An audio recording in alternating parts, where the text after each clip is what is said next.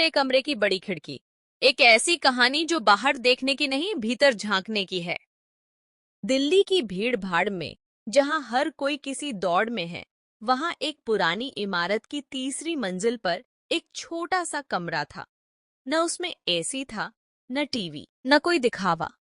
बस एक पुरानी लकड़ी की खिड़की थी जो अक्सर जाम हो जाती, पर जब खुलती थी तो बाहर की दुनिया नहीं, भीतर की उम्मीदें दिखती थीं। इस कमरे में रहती थी किरण, एक 22 साल की साधारण सी दिखने वाली लड़की। लेकिन उसके सपने साधारण नहीं थे। उसका गांव बिहार के एक छोटे से जिले में था, जहां से निकलकर दिल्ली आना उसके लिए किसी युद्ध जीतने से कम नहीं था। वो सरकारी नौकरी की तैयारी कर रही थी, वो भी बिना किसी कोचिंग, बिना किसी गाइडेंस के। किरण के कमरे की दीवारें चुप थीं, लेकिन उनमें हर रात कुछ लिखा जाता था, अपने मन से, अपने डर से, अपनी हिम्मत से। उसके पास पैसे कम थे, पर इरादा पूरा था। दिन में ट्यूशन पढ़ाना, शाम को खुद पढ़ना और रात को उसी खिड़की के पास बैठकर खुद से सवाल करना। यही उसकी जिंदगी थी। क्या मैं कभी काबिल बन पाऊंगी?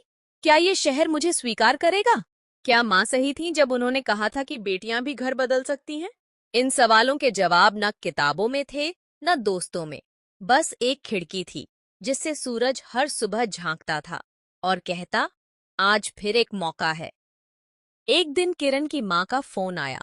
पापा की तबीयत खराब थी, घर जाना जरूरी था, लेकिन जेब में सिर्फ RS-200 थे। ट्रेन का टिकट RS-480 का था। उसी शाम जब किरण रोते हुए खिड़की के पास बैठी थी, विवेक आया। विवेक साइबर कैफे में काम करता था। उसकी भी कहानी कोई फिल्मी नहीं थी। पिता शराबी थे, घर की जिम्मेदारी उस पर थी, लेकिन उसकी आंखों में एक अजीब सी स्थिरता थी। उसने बिना कुछ पूछे किरण को RS-500 का लिफाफा पकड़ा दिया और कहा, तू वहां रहकर भी पढ़ सकती है, लेकिन अगर तू यहाँ रहकर घुटेगी तो पढ़ नहीं पाएगी। किरण ने चुपचाप पैसे लिए और खिड़की की ओर देखा।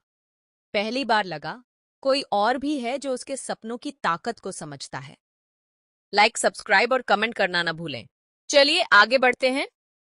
गांव जाकर माँ पापा को संभालना और फिर 2 हफ्ते में लौट आना, ये एक साधारण काम नहीं था। गांव में किरण को लोग कहते, लड़की हो, नौकरी की जरूरत क्या है, शादी कर लो। पर उसने जवाब दिया, शादी जरूरत नहीं, मेरी मर्जी होगी। पहले मैं खुद को पहचानना चाहती हूँ। जब वो वापस दिल्ली लौटी, कमरे में एक चिट्ठी मिली, विवेक की। उसमें सिर्फ एक लाइन थी, तेरे कमरे की खिड़की मैंने ठीक करवा दी है, अब वो जाम नहीं होगी, जैसे अब तू भी नहीं होगी। वो रात किरण के लिए टर्निंग पॉइंट थी। अब उसने सिर्फ नौकरी के लिए नहीं, अपनी कहानी बदलने के लिए पढ़ाई शुरू की। हर असफलता को उसने दीवार पर लिखा, ताकि अगली बार भूल न हो।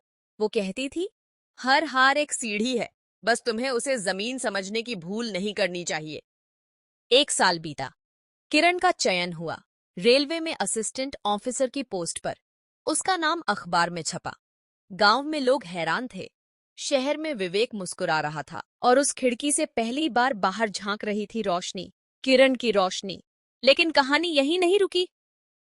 किरण ने अपने उसी कमरे में एक स्टडी सेंटर शुरू किया।